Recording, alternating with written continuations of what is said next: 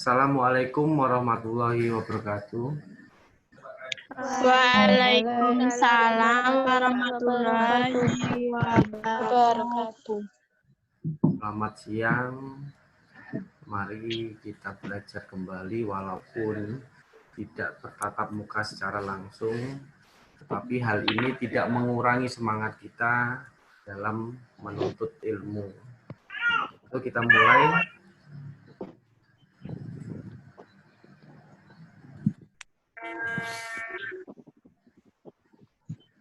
Mulai materi kita yang pertama tentang proses masuk dan berkembangnya kolonialisme dan imperialisme di Indonesia. Proses masuk dan perkembangan kolonialisme dan imperialisme. Kita lihat, apa itu kolonialisme? Yaitu pengembangan kekuasaan sebuah negara atas wilayah dan manusia di luar batas negaranya. Ini copotin aja. Maksudnya, pengembangan kekuasaan sebuah negara atas wilayah dan manusia di luar batas negaranya. Jadi, negara menginginkan memperluas wilayahnya, namun di batas atau di luar dari wilayahnya sendiri. Kita ambil contoh, Belanda. Belanda menginginkan memperluas wilayah kekuasaannya, tetapi di luar batas wilayahnya, yaitu ke wilayah Indonesia. Itu namanya kolonialisme. Kalau imperialisme, sebuah kebijakan di mana sebuah negara besar dapat memegang kendali pemerintahan atas negara di luar batas negaranya. Jadi sebuah negara besar mampu memerintah di negara lain di luar dari negaranya. Contohnya itu tadi, Belanda mampu mengendalikan sistem pemerintahan yang ada di Indonesia, walaupun Indonesia itu tidak termasuk dalam wilayah Belanda. Itu namanya imperialisme. Ya.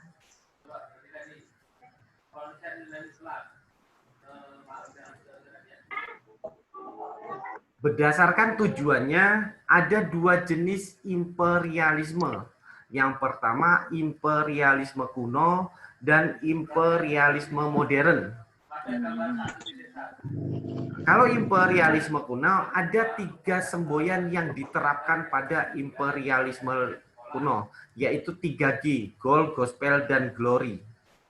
Kalau gold mencari kekayaan, gospel menyebarkan agama Nasrani, dan glory mencari kejayaan. Jadi negara yang melakukan imperialisme ke negara lain, dia mencari 3 hal ini, yaitu gold, gospel, dan glory, untuk mencari kekayaan untuk negaranya sendiri, menyebarkan agama Nasrani, dan mencari kejayaan. Karena apa? Negara yang melakukan imperialisme ke negara lain bisa dikatakan negara itu lebih hebat dari negara yang mengalami imperialis. Maksud?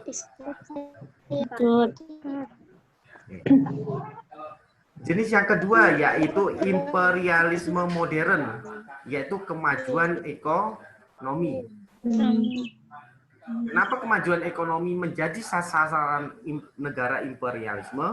Karena ekonomi yang nantinya akan menguntungkan kondisi perekonomian di negara imperialisme sendiri. Jadi negara yang melakukan imperialisme ini akan menguras hasil perekonomian yang ada di negara imperialis, akan dibawa ke negara yang melakukan imperialisme.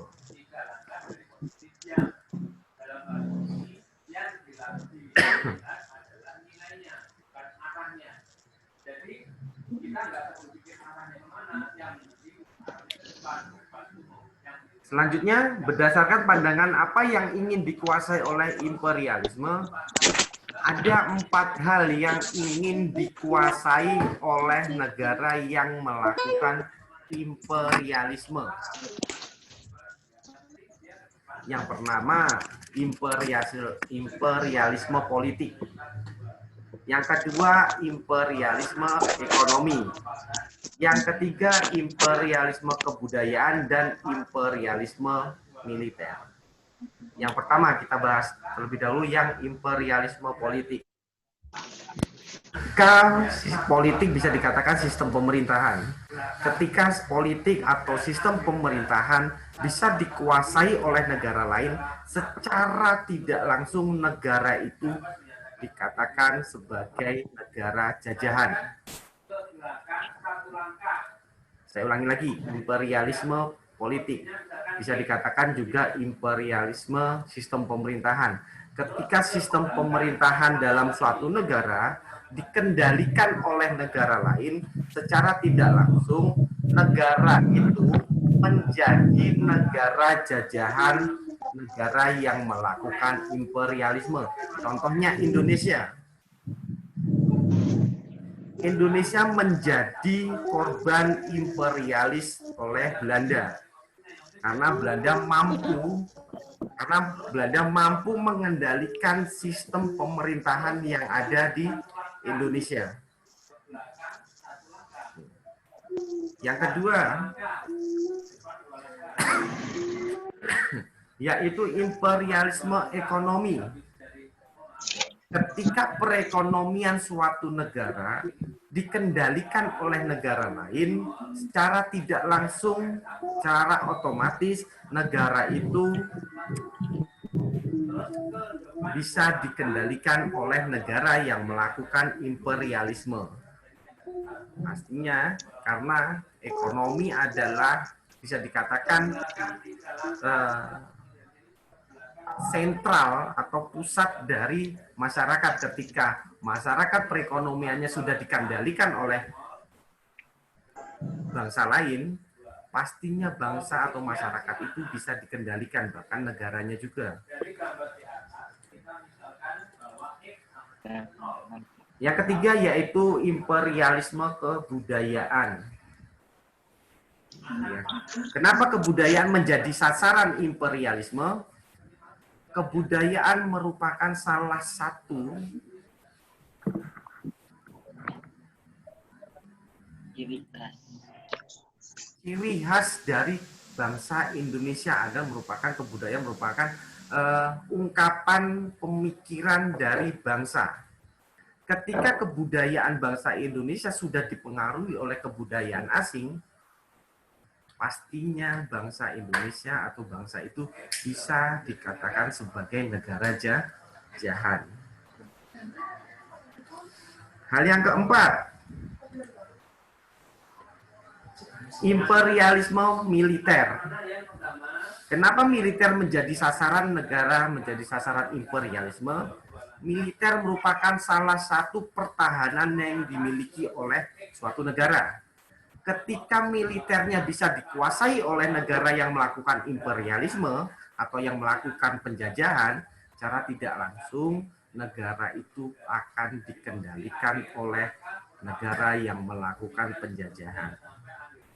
Itu tadi contohnya, Indonesia dijajah oleh Belanda dan Jepang, baik politiknya, ekonominya, kebudayaannya, bahkan militernya, itu mampu dikuasai oleh Belanda dan Jepang. Yang menuntut kemungkinan bangsa Indonesia mampu dikendalikan oleh Belanda dan juga Jepang. Itulah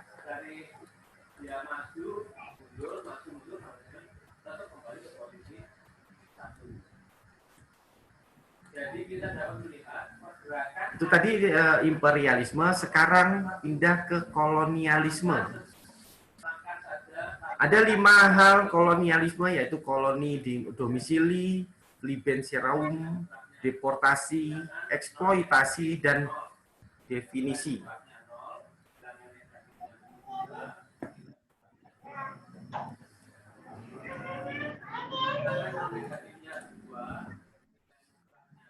Yang pertama yaitu koloni domisili. penduduk suatu negara menduduki daerah koloni yang terjadi asimilasi, yaitu penduduk dari negara lain menduduki daerah jajahannya, yang terjadilah asimilasi, yang muncul kebudayaan yang baru.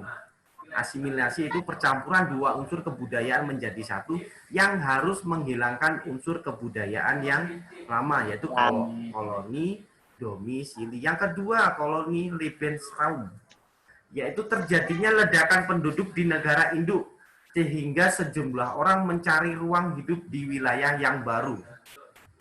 Di negara yang melakukan penjajahan itu, kapasitas yang sudah tidak mencukupi untuk penduduknya, yang terjadilah ledakan penduduk, maka masyarakatnya mencari wilayah baru untuk dijadikan tempat tinggal.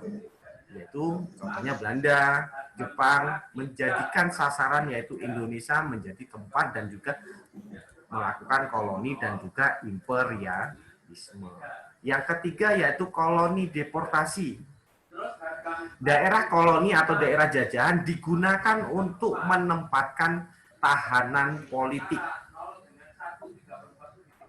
Jadi daerah jajahan itu dijadikan tempat untuk tahanan politik.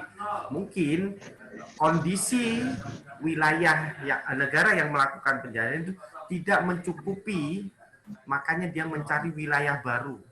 Untuk mencari wilayah baru untuk menjadikan tempat tahanan politik. Yang keempat yaitu koloni eksploitasi.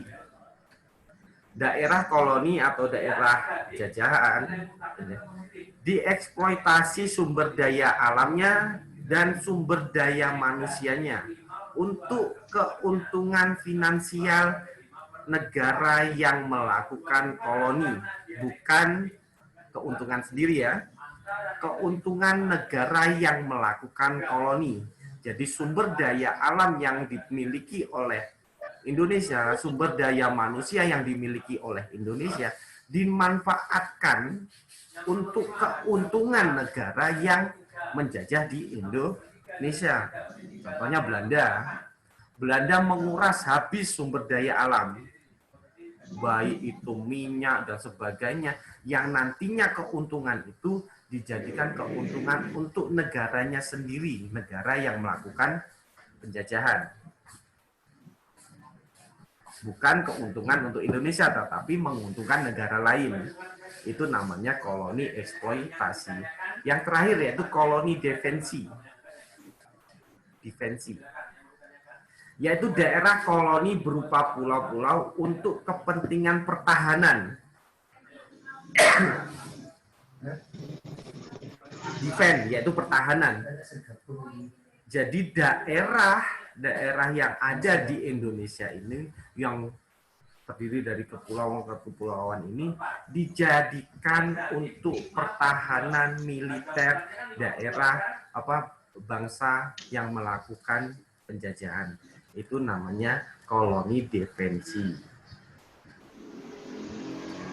Oke, 5/2. Dia dari 0, berarti dia berapa langkah? 1, 2, 3. Bukan 3, berarti 2 lebih sedikit. Dari sini ada yang mau tanyakan? 2 itu kenapa ke belakang? Karena diagram belakangnya dari negatifnya. Sebelum masuk ke materi selanjutnya yaitu fungsi dagang atau yang disebut VOC. Kolonialisme dan imperialisme, adakah yang ingin ditanyakan? 5 dibagi 2 itu 2 lebih 2,5.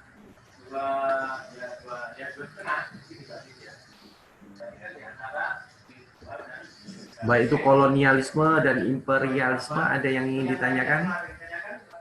Silakan diaktifkan suaranya.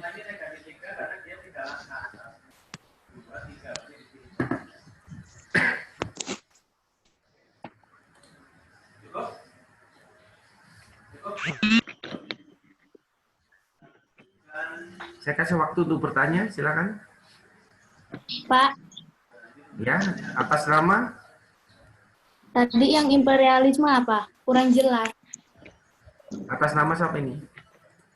Sama, Pak. Oh, Mas Amah. ini Pak.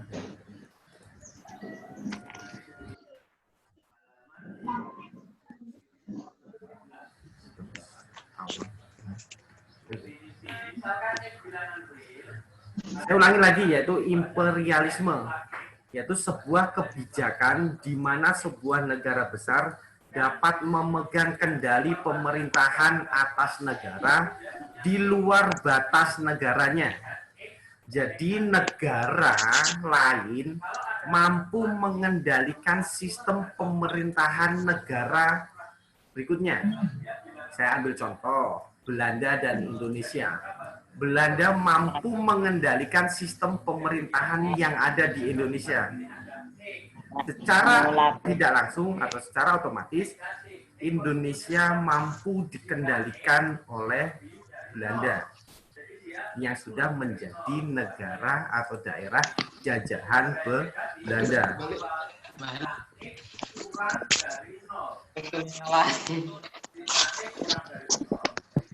Maksud? Gimana Mas Sama? Maksud?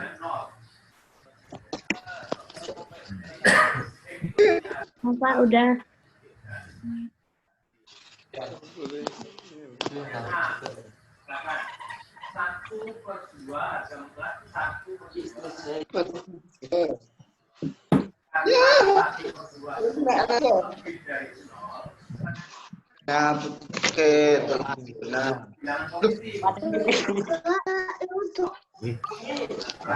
Sebelum lanjut kembali ada yang ditanyakan?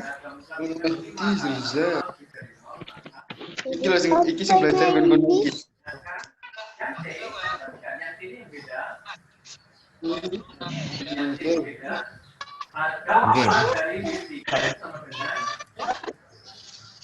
Oke, kalau tidak ditanyakan, saya lanjutkan kembali yaitu dengan materi selanjutnya yaitu VOC atau kongsi dagang yang dibentuk oleh pemerintah Belanda. Yang kongsi dagang yang dibentuk oleh pemerintah Belanda yang disebut VOC. Yang dibentuk pada tanggal 20 Maret 1602 yaitu kongsi dagang yang disebut atau yang disebut VOC. Putus, Pak.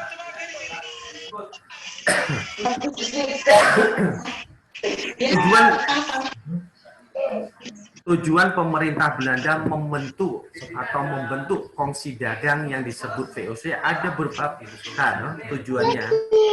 Yang pertama, untuk menghindari persaingan tidak sehat antar pedagang Belanda. Begini, tujuannya dibentuk yang pertama, jangan ngobrol sendiri.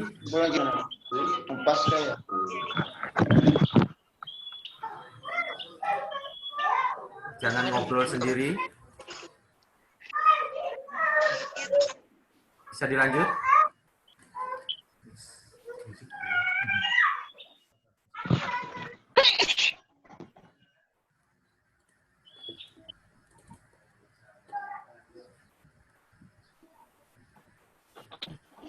Tujuan pemerintah Belanda membentuk VOC atau kongsi dagang yang pertama menghindari persaingan tidak sehat antar pedagang Belanda. Jadi VOC ini dibentuk adalah untuk menghindari persaingan yang kurang sehat sesama pedagang yang berasal dari Belanda. Karena kalian ketahui, yang perlu diketahui bahwasannya Indonesia memiliki hasil rempah-rempah yang sangat melimpah yang nantinya para pedagang dari Belanda, Prancis, Inggris, dan sebagainya akan datang ke Indonesia untuk mencari itu semua. Akhirnya pemerintah Belanda membentuk organisasi dagang yang disebut VOC. Itu tadi untuk menghindari persaingan yang kurang sehat antar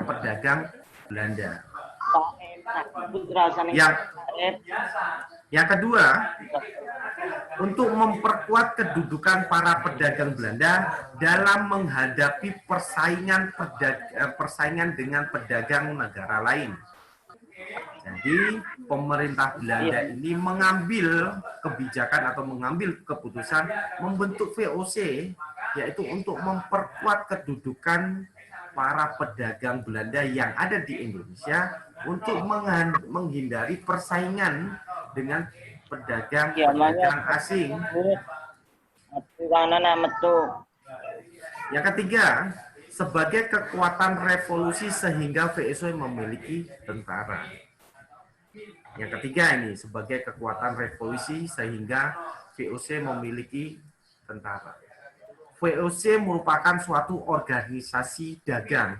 Namun VOC ini memiliki hak istimewa karena VOC ini diperbolehkan memiliki tentara yang ada di Indonesia. Padahal dia hanyalah kongsi dagang atau organisasi, tetapi diperbolehkan mendirikan tentara atau memiliki militer yang nantinya untuk melindungi para pedagang-pedagang Belanda.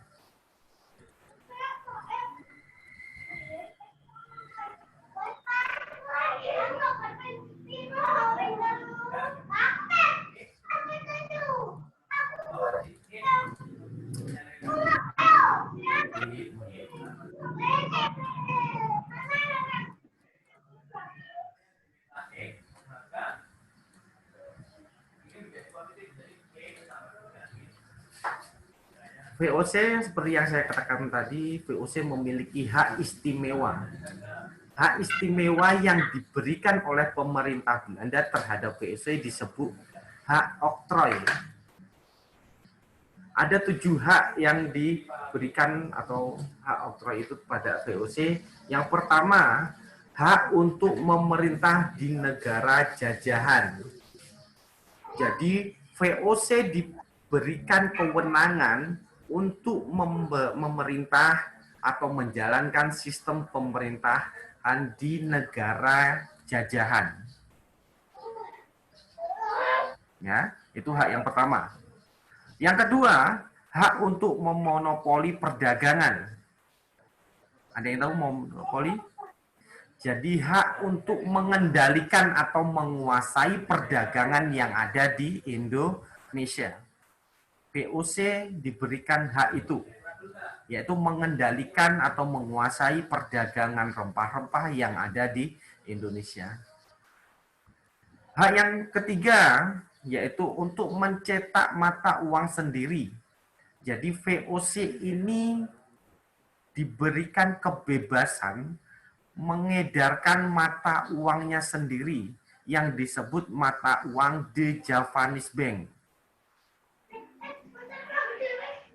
Jadi VOC memiliki mata uang sendiri yang disebut mata uang The Javanese Bank.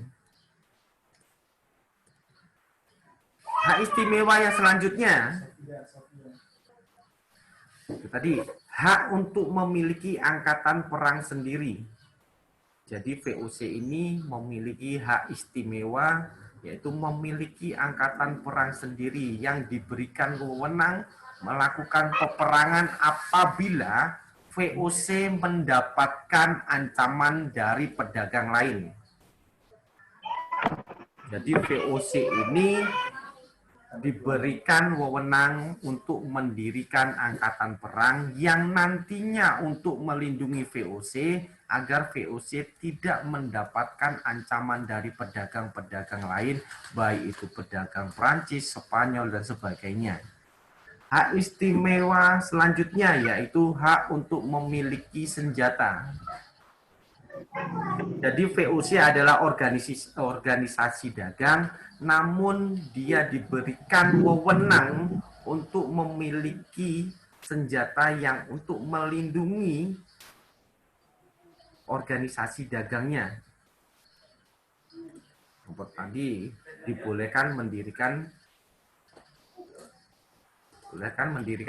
angkatan perang, dibolehkan memiliki senjata. Yang selanjutnya, hak untuk mengadakan perjanjian. Jadi VOC ini diberikan wewenang atau hak istimewa yang disebut hak oktroy untuk mengadakan perjanjian terhadap wilayah-wilayah jajahannya. Apa itu perjanjian-perjanjiannya? Seperti perjanjian Giyanti, perjanjian Linggarjati, yang nantinya masing-masing wilayah ini memberikan hasil pertaniannya atau hasil rempah-rempahnya hanya terhadap VOC dengan harga yang ditentukan oleh VOC. Jadi hasil pertanian yang dihasilkan oleh daerah jajahan harus disetorkan ke VOC dengan harga yang ditentukan oleh VOC. Jadi negara berapa barang itu akan dibeli, VOC lah yang akan menentukannya. Hak istimewa yang terakhir yaitu hak untuk mengumumkan perang. Jadi VOC ini diperbolehkan melakukan perang terhadap wilayah yang menentang keberadaan VOC.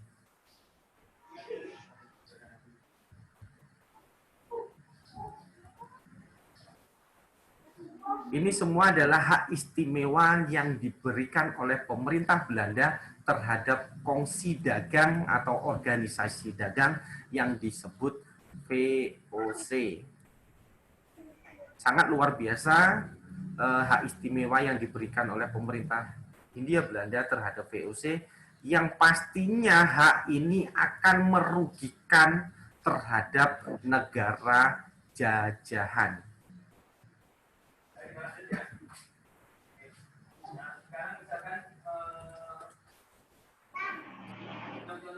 Sekarang yang persamaan. Dari sini ada yang bertanyakan lagi?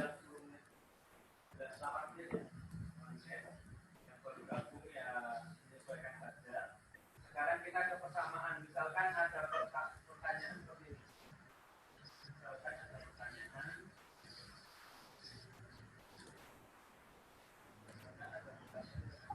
Harga mutlak X min 2 sama dengan 1. Harga mutlak X min 2 sama dengan 1.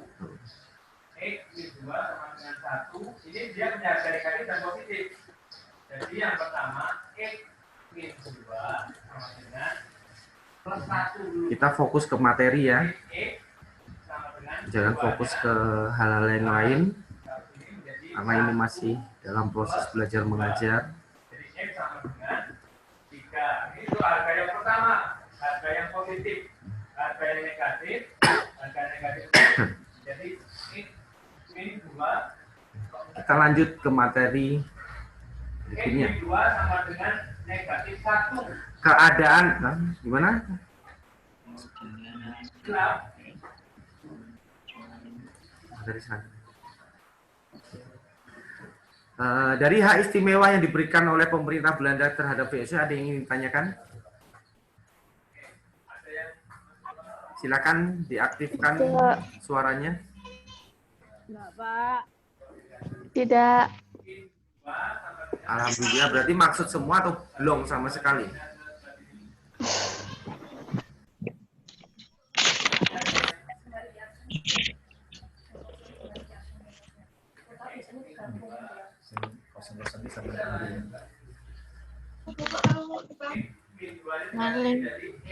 Ini sebelum materi ini berakhir, saya panggil Ahmad Sofan Azim, ada tidak?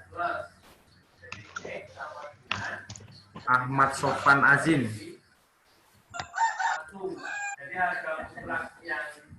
Ahmad Sofan Azim.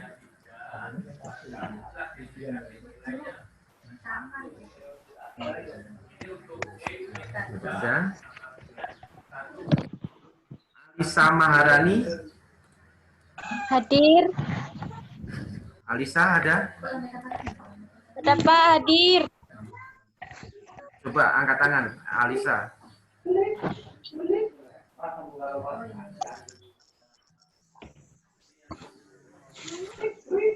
Putri.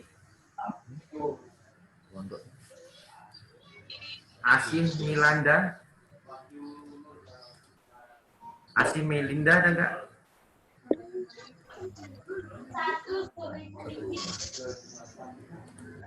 Asih Melinda.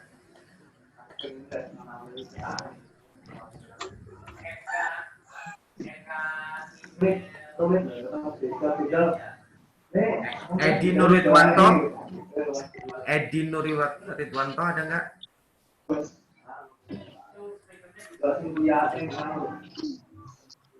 Edi.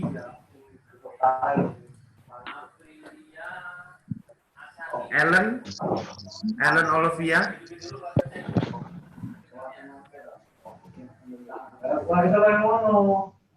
Ellen Olivia ada tidak?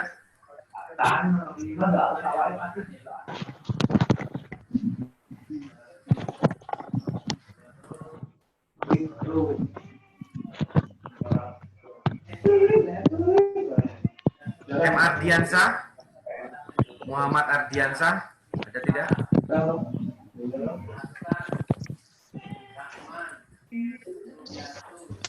Muhsin Abdullah. Muhsin ada nggak?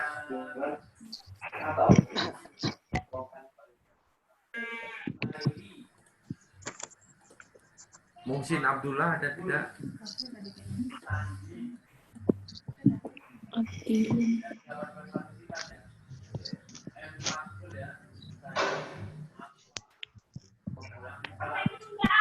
Rahmat Kurniawan.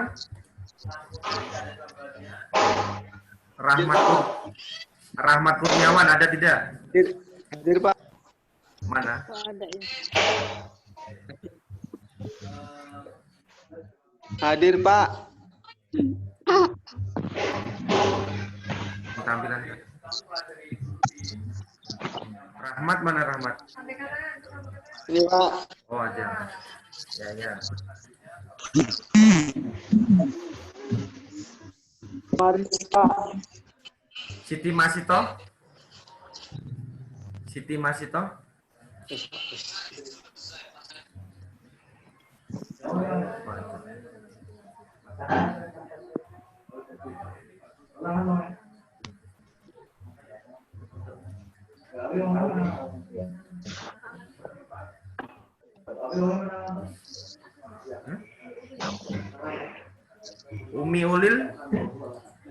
Umi Ulil ada nggak?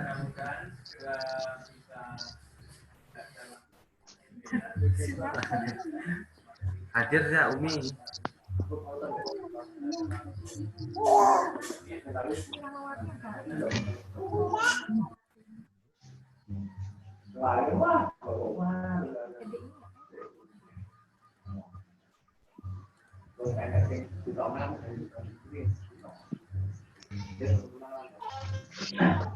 Ada yang bertanyakan lagi nggak? Dengan materi yang sudah saya sampaikan, ada yang bertanyakan? Kolonialisme, imperialisme, atau VOC?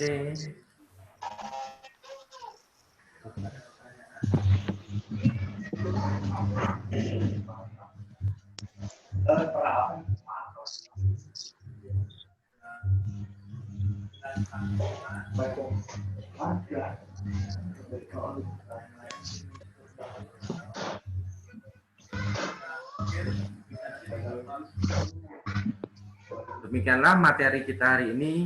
Kita lanjut lagi minggu depan. Saya Iri, wassalamualaikum warahmatullahi wabarakatuh.